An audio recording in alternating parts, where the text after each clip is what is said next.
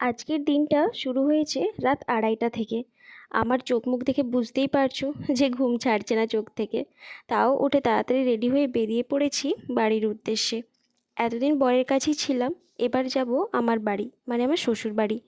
এত রাতে বেরিয়েছিলাম যে রাস্তাঘাট পুরো ফাঁকা ছিল, আর সুন্দর হাওয়াও দিচ্ছিল কিন্তু, কারণ এখানে না কয়েকদিন ধরে ওয়েদারটা ভালোই যাচ্ছে বেশ।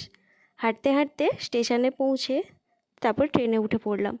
জানালার বাইরে দেখতে দেখতে কখন যে মেচেদা স্টেশনে পৌঁছে গেলাম বুঝতেই পারলাম না।